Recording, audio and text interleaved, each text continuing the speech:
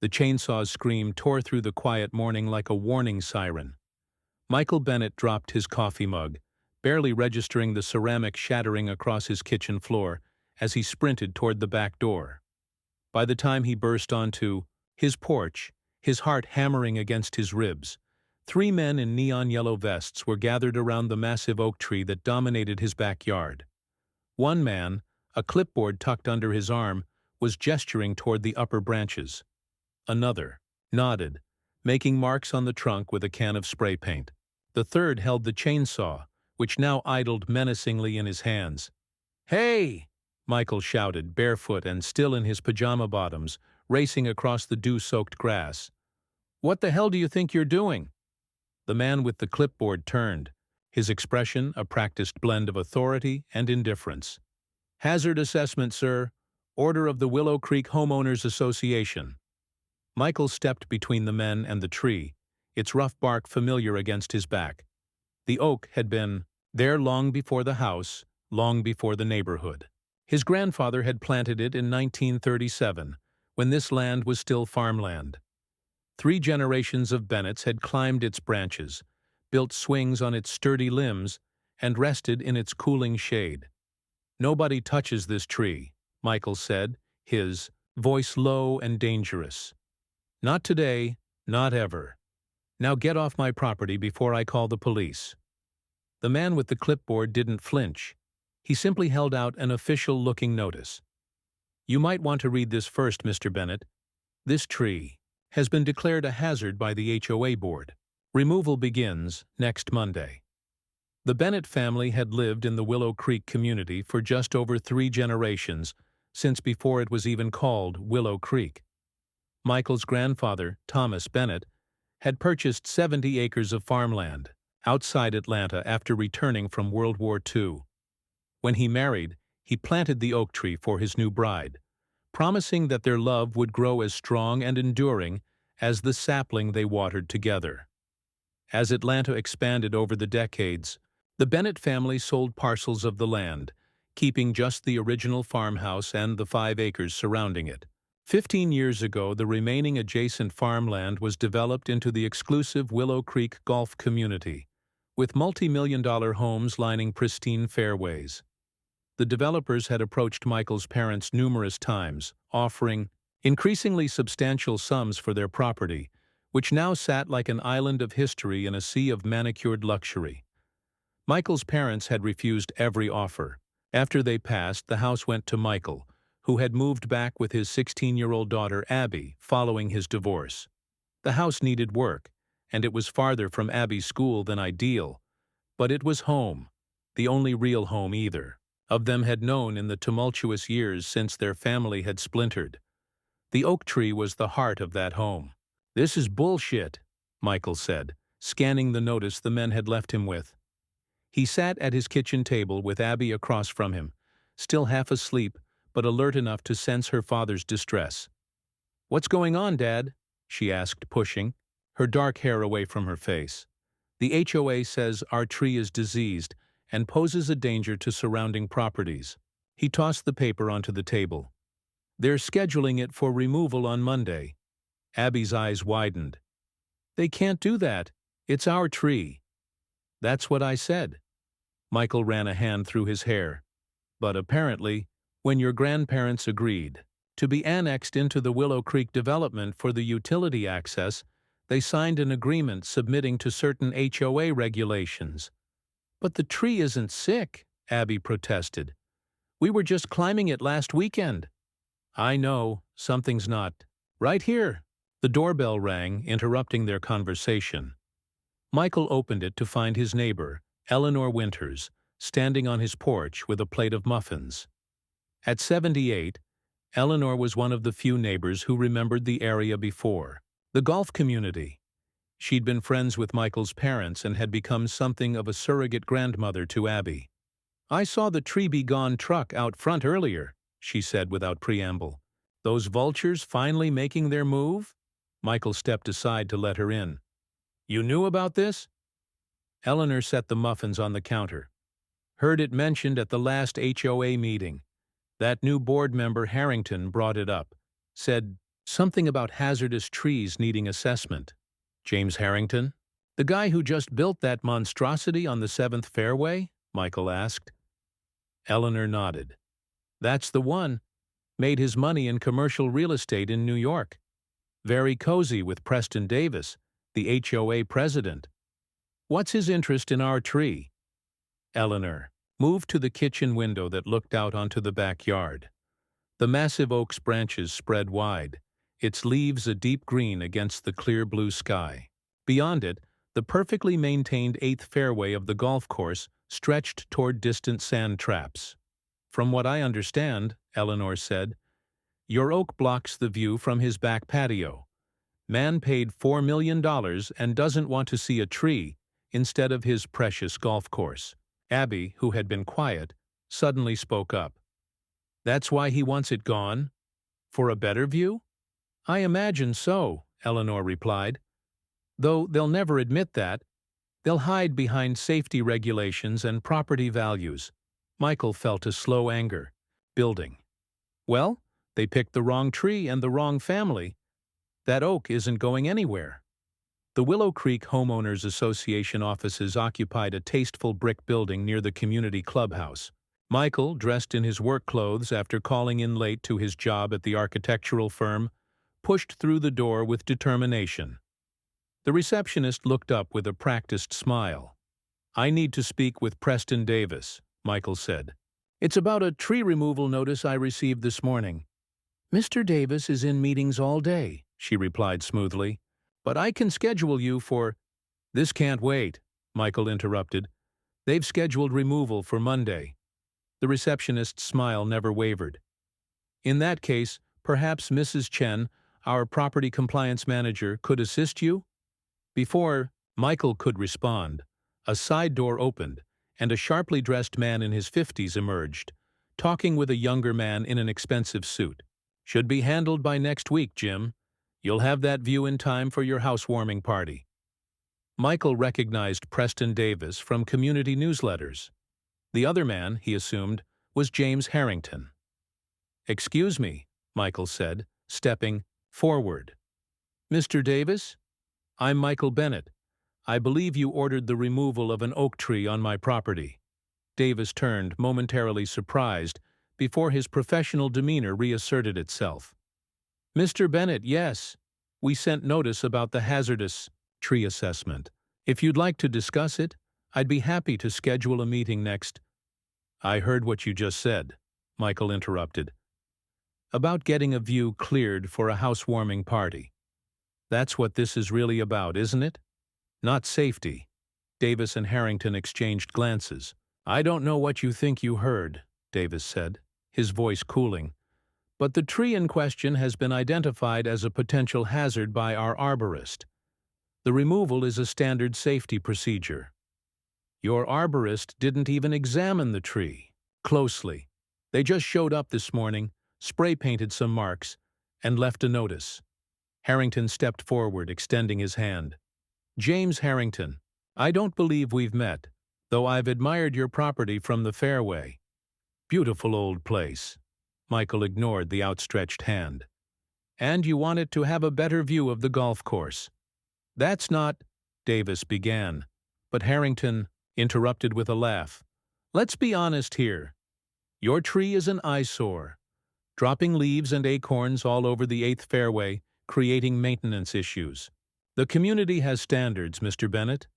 Your rustic property already strains those standards considerably. Michael felt his temper flaring but kept his voice steady. That tree was planted by my grandfather in 1937. It's healthy. It's on my property, and it's not coming down. Davis cleared his throat.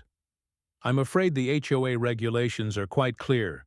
Section 12.3 gives the board authority to order removal of hazardous landscaping elements.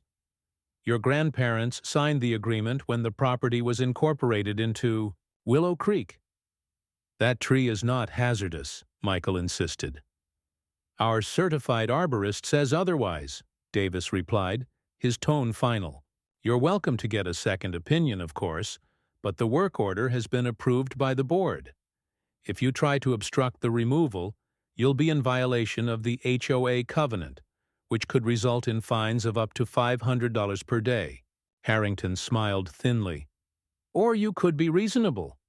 I've been admiring your property's potential. The right buyer could do wonders with that location. I'd be willing to make you a very generous offer, well above market value. You and your daughter could move somewhere more suitable. Michael stepped closer. That tree isn't coming down, and the house isn't for sale, especially not to you. As he turned to leave, Davis called after him. Monday, 8 a.m., Mr. Bennett. I suggest you prepare yourself. They can't just do this, Abby insisted that evening as they sat on the back porch, watching the sunset paint the massive oak in golden light. It's our tree, on our property. Michael sighed, scrolling through the HOA covenant he'd been studying all afternoon. Unfortunately, they might be able to. Your grandparents did sign this agreement. But if the tree isn't actually hazardous, that's our only angle. I've called 3 independent arborists, but none can come out before Monday. Michael set his laptop aside.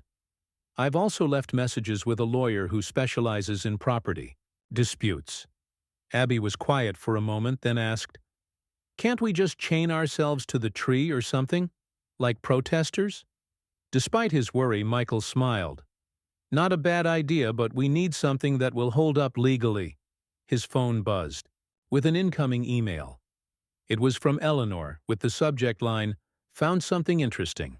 Michael opened it to find several attached images of old HOA meeting minutes and a short message. Check the board vote on your parents' annexation agreement. Notice anything about the limitations? Michael clicked through the scanned documents, his excitement growing as he read. Eleanor might have found something, he told Abby.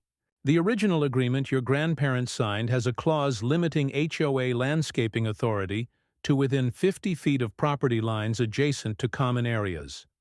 Abby leaned over to look. And the oak is farther back than that? Way farther, at least 100 feet from the golf course boundary. Michael felt a surge of hope. This might be our leverage.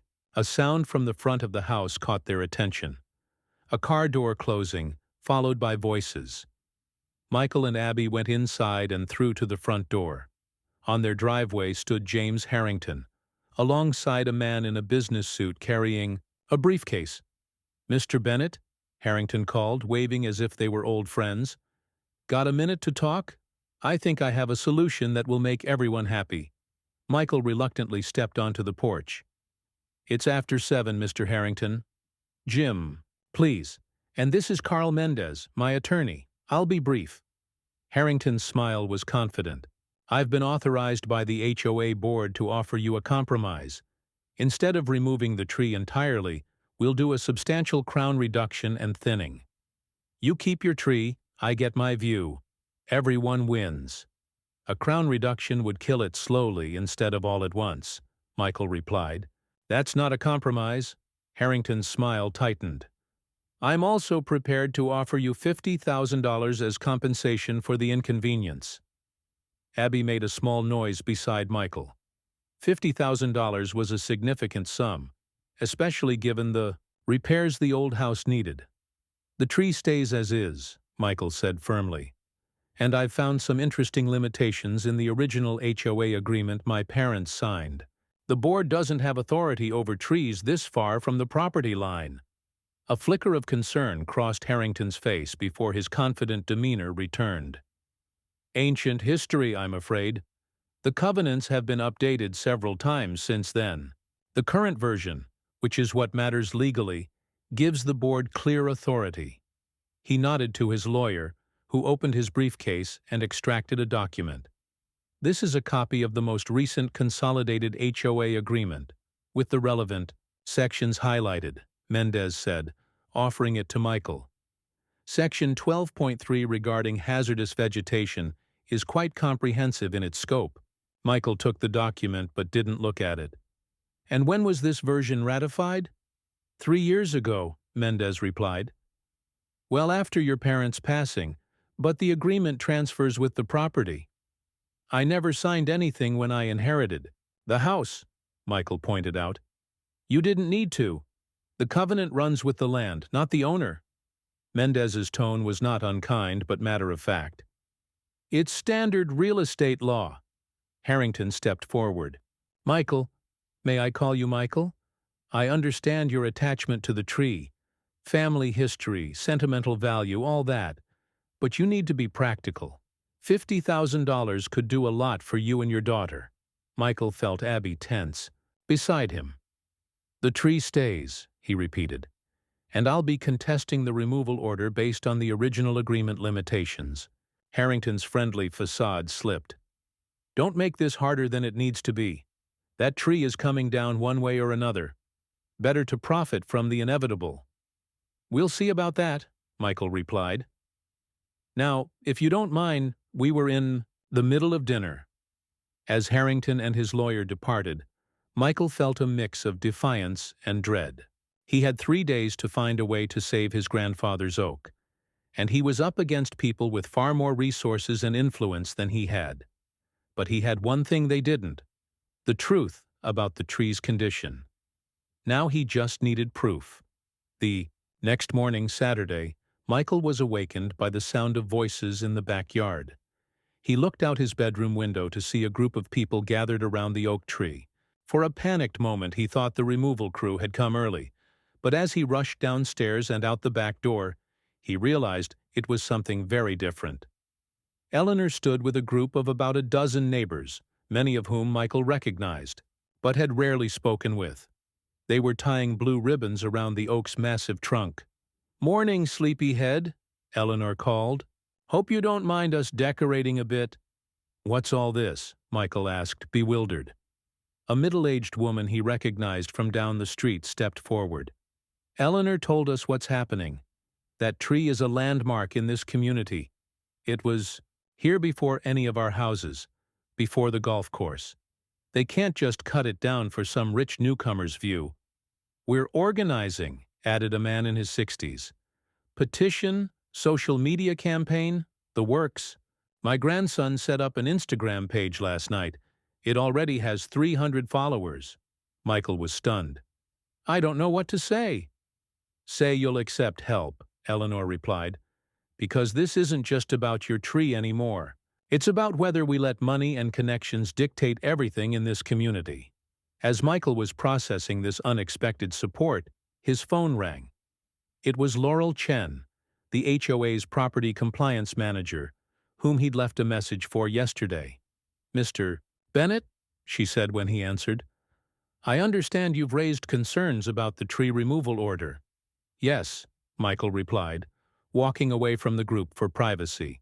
"The tree is healthy, and I believe the HOA is overstepping its authority based on the original annexation agreement." "I've reviewed the file," Chen said, her tone professional but not unfriendly. "The situation is complicated. Could you meet me at the HOA office in an hour? Unofficially?" Michael hesitated, unsure whether to trust this overture. "Why unofficially?" There was a pause before Chen answered. "Let's just say I have some concerns about how this matter has been handled. Please, just come in. No lawyers, no record. Just a conversation." "All right," Michael agreed. 1 hour. When he returned to the group, they had finished with the ribbons and were now setting up a folding table with a petition for neighbors to sign. "I have to go into town for a while," he told Eleanor. "The HOA compliance manager wants to meet." Eleanor raised an eyebrow. "Laurel Chen? Interesting. She's one of the few straight shooters over there. Go. We'll hold down the fort." The HOA office was quiet when Michael arrived. The weekend receptionist directed him to a small conference room where Laurel Chen waited with a folder and a laptop. "Thank you for coming," she said, gesturing for him to sit. "What I'm about to tell you could potentially cost me my job, so I'd appreciate your discretion." Michael nodded, intrigued. Chen opened the folder. First, the tree removal order. It was processed irregularly. Normally, we require a comprehensive arborist report before approving any heritage tree removal. In this case, the report is thin, suspiciously so. She slid a single-page document across the table. This was submitted by Tree Be Gone, which, coincidentally, is owned by Preston Davis's brother-in-law. Michael scanned the report, which contained vague references to sign of decay and potential instability, but no specific evidence. Second, Chen continued, turning her laptop to show Michael a spreadsheet, is the voting record on fast-tracked property decisions over the past year. Notice anything? Michael studied the spreadsheet, seeing a pattern emerge. Every expedited decision had been proposed by either Davis or Harrington and approved by the same coalition of board members. They're rubber-stamping each other's projects, Michael said. Chen nodded. And third, most concerning to me personally, is this. She pulled up an email chain that appeared to have been forwarded to her. The exchange was between Davis and Harrington, dating back 3 months. Property value impact will be minimal once the eyesore is addressed, wrote Davis. Old tree blocks, prime view of 8th. Current owner unlikely to sell but might if properly motivated.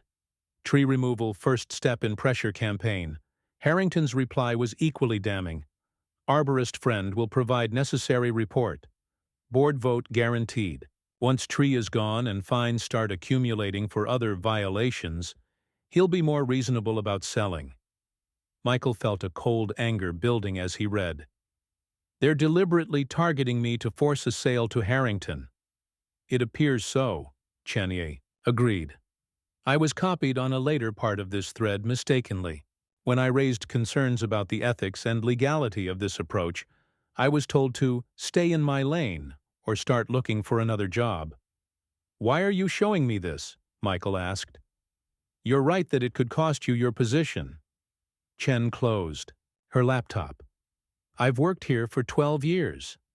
I believe in reasonable community standards, but not in abusing authority for personal gain. What they're doing isn't just unethical, it might be illegal. So what do I do with this information? That's up to you, Chen replied. I can't be publicly involved, but I won't stand by while they railroad a homeowner for a board member's personal benefit. She handed Michael a USB drive.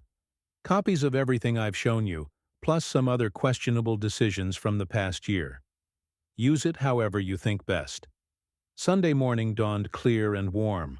The story of the Bennett oak had spread quickly throughout Willow Creek, helped by Eleanor's network of friends and the social media campaign started by the neighbors. When Michael and Abby stepped onto their front porch, they found a small crowd of supporters already gathered, many wearing blue ribbons pinned to their clothes to match those on the tree. This is incredible, Abby said, watching as more people arrived, some carrying handmade signs with slogans like Save the Oak and People Before Profit. I never expected this kind of support, Michael admitted. He spotted a van from the local news station pulling up. Looks like we're about to get more attention. Eleanor approached, accompanied by a woman with a press badge. Michael, this is Regina Kim from Channel 7 News. They want to do a story about the tree. For the next hour, Michael recounted the history of the oak, showing old family photos of his grandfather planting it, and generations of children playing beneath its branches. He carefully avoided mentioning the evidence Chen had provided, focusing instead on the tree's health and historical significance. As the reporter was finishing her interview, a black SUV pulled up. James Harrington emerged, his face set in a tight mask of anger. He strode toward Michael, ignoring the crowd. "What the hell do you think you're doing?" he demanded. "Turning this into a media circus?" "Just telling our story," Michael replied calmly, aware of the reporter still within earshot. "People seem interested in preserving community history." "This is a private HOA matter," Harrington snapped. "You're making a spectacle of a routine safety decision." "There's nothing routine about it," called Eleanor from nearby. "That tree has been here for over 80 years without causing any problems." Harrington turned to address the gathering crowd.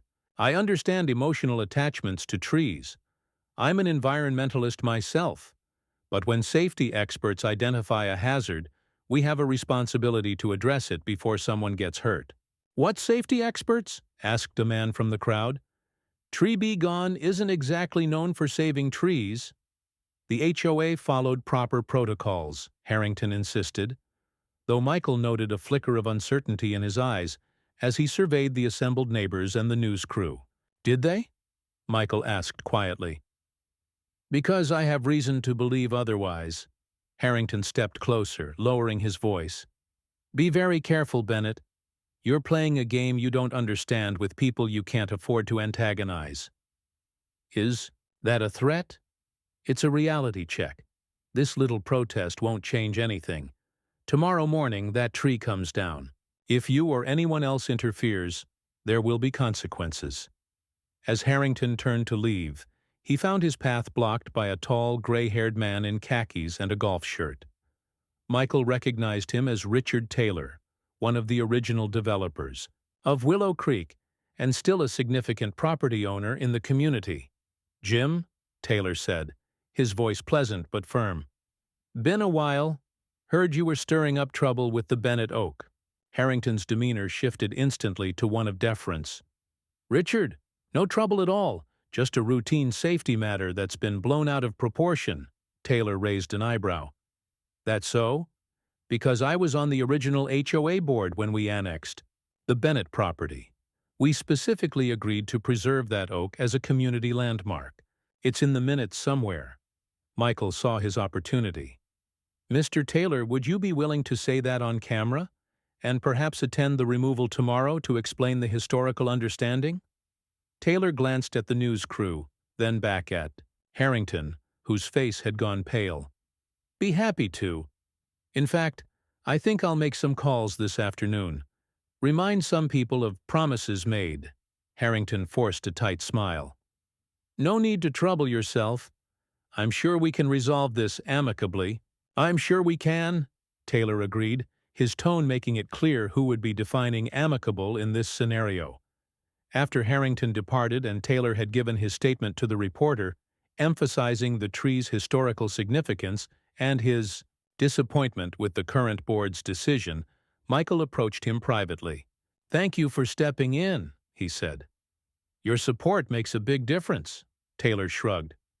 "The Bennett oak was here before Willow Creek existed. Some things deserve respect."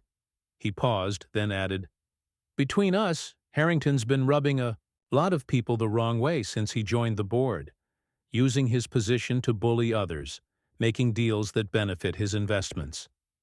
This tree business was just a bridge too far. Do you think it will be enough to stop the removal tomorrow?" Taylor smiled thinly. "Let's just say I still have some influence with the board, but just in case, I'd plan to be here early tomorrow. And don't be afraid to use whatever leverage you have." As Taylor walked away, Michael felt a cautious optimism. With the community's support, Taylor's influence, and Chen's evidence, they had a fighting chance. But Harrington and Davis had too much at stake to back down easily. Tomorrow would be the real test. Monday morning, 7 to 15 a.m. Michael and Abby sat on their front porch, watching the road. They'd been up since dawn, preparing for whatever might come. Eleanor had arrived early with coffee and moral support, and a handful of neighbors had also gathered, some holding signs from yesterday's impromptu protest. "Do you think they'll still come?" Abby asked, fidgeting with the blue ribbon she'd tied around her wrist. "Hard to say," Michael replied. Taylor seemed confident he could intervene, but Harrington didn't strike me as someone who gives up easily. At 7:30, a police cruiser pulled up, followed by Preston Davis's Mercedes. Davis emerged looking grim, accompanied by a uniformed officer. "Here we go," muttered Eleanor. Davis approached the porch, nodding stiffly to the assembled supporters. "Mr. Bennett, I see you're prepared for a confrontation." "Just protecting our property," Michael replied evenly. "I've asked Officer Rodriguez to be present to ensure there are no disruptions when the removal crew arrives." The officer, a middle-aged woman with a no-nonsense expression, stepped forward. "My understanding is I'm here to maintain peace, and document the situation, not to enforce HOA regulations. Davis looked annoyed but continued. The removal will proceed as scheduled. The board reviewed your objections last night in an emergency session and found them without merit. Even with Richard Taylor confirming the historical exception for the tree? Michael asked. Mr. Taylor's recollections, while respected, don't override the current covenant that your parents signed. Michael stood. Before things go any further, you should know that I have evidence of misconduct by board members regarding this decision. Davis's expression didn't change, but Michael noticed his hands tighten on the folder he carried. Accusations without evidence are just slander, Mr. Bennett. I have emails, Michael said quietly. Between you and Harrington, discussing using the tree removal as part of a pressure campaign to force me to sell to him. I have proof that the arborist report was falsified and that board members with conflicts of interest didn't recuse themselves from the vote. Now Davis's composure cracked slightly. Where did you get... He stopped himself. Whatever you think you have won't stand up legally. Maybe not, Michael agreed. But it will certainly interest the district attorney's office and the State Real Estate Commission, not to mention the Court of Public Opinion. He nodded toward Regina Kim, the reporter from yesterday, who had just arrived with a cameraman. Davis's face had gone slightly gray. You're bluffing! Instead of answering, Michael turned to Eleanor. Would you mind getting my laptop from inside? The one with the USB drive already plugged in? As Eleanor went inside, a tree-be-gone truck appeared at the end of the street, followed by Harrington's black SUV. Last chance, Davis, Michael said quietly. Call this off, resign from the board, and I'll keep the evidence to myself. Push forward, and I go public with everything. The corruption, the conflicts of interest, all of it. Davis's eyes darted to the approaching vehicles, then to the news crew setting up nearby, and finally to Eleanor returning with the laptop. Wait, he said suddenly, gesturing to the tree removal truck. As it stopped, he walked over for a heated conversation with the driver and Harrington, who had emerged from his SUV looking confident until Davis pulled him aside. Officer Rodriguez approached Michael. Everything all right here? I think it's about to be, Michael replied, watching the increasingly animated discussion by the truck. Finally, Davis returned, his professional mask back in place but strain evident around his eyes. After further consideration, he announced, loudly enough for the gathered neighbors and news crew to hear, the HOA has decided to postpone the tree removal pending a more thorough independent assessment. We take homeowner concerns seriously and want to ensure all procedures are properly followed. A cheer went up from the assembled supporters. Michael kept his expression neutral, though relief flooded through him. I'll expect your resignation from the board by the end of the week, he said quietly to Davis. Harrington's too. Davis gave a barely perceptible nod before turning away. The tree-be-gone truck began a careful three-point turn to exit the narrow street. As the threat receded, neighbors gathered around Michael and Abby, offering congratulations and support. The reporter approached, asking what had changed the HOA's mind. Let's just say they realize the community values its history, Michael replied diplomatically. Some things are worth more than a view of the golf course. 6 months later, the summer heat had given way to a crisp autumn afternoon. Beneath the massive oak, now resplendent in red and gold, a small celebration was underway. Tables laden with food stretched across the Bennett's backyard, and neighbors mingled freely, many wearing blue ribbons that had become a symbol of community solidarity. Michael stood with Eleanor and Richard Taylor, watching Abby lead a group of children on a tour of her newly constructed treehouse, a project the reformed HOA board had enthusiastically approved. Not a bad outcome, Taylor remarked, sipping his drink. New board seems to be working out. Much better, Eleanor agreed. Laurel Chen makes a fine president, actually listens to homeowners. Michael nodded. After Davis and Harrington had resigned, the latter selling his Willow Creek mansion shortly thereafter, A special election had brought in new board members committed to transparency and balance. Chen's role in exposing the corruption had earned her the community's trust and the board presidency. "The oak looks healthier than ever," Taylor observed. "Amazing what happens when you don't falsify arborist reports." The genuine assessment, conducted after the confrontation, had confirmed what Michael always knew. The tree was perfectly sound, with decades of life ahead of it. "Did you hear about Harrington's development deal falling through?" Eleanor asked with poorly concealed satisfaction. "Turns out his investors got nervous after the HOA scandal made the regional news," Michael smiled. The story had indeed spread beyond Willow Creek, sparking discussions about HOA governance and homeowner rights throughout the county. He'd been asked to speak at several community forums about standing up to board overreach. "Dad," Abby called from the treehouse, "come up and see the view." As Michael climbed the wooden ladder, he reflected on how differently things might have turned out. The tree that had nearly cost them their place in the community had instead become a rallying point, bringing neighbors together and catalyzing positive change. From the treehouse platform he could see across their property to the golf course beyond. The view was partially obscured by the oak's magnificent canopy, exactly as it should be. Abby leaned against his shoulder. "Grandpa would be proud, right? That we saved his tree?" Michael put his arm around her. "Very proud. Of the tree and of you." Below them, the celebration continued. Neighbors who had once been strangers now connected by their success in preserving something that mattered. Not just a tree, but the principle that some things were worth fighting for. That history and community could still triumph over profit and power. The oak had endured, and with it, the heritage it represented. Like Michael's grandfather had promised his bride all those years ago, it had grown strong and enduring, a legacy for generations to come.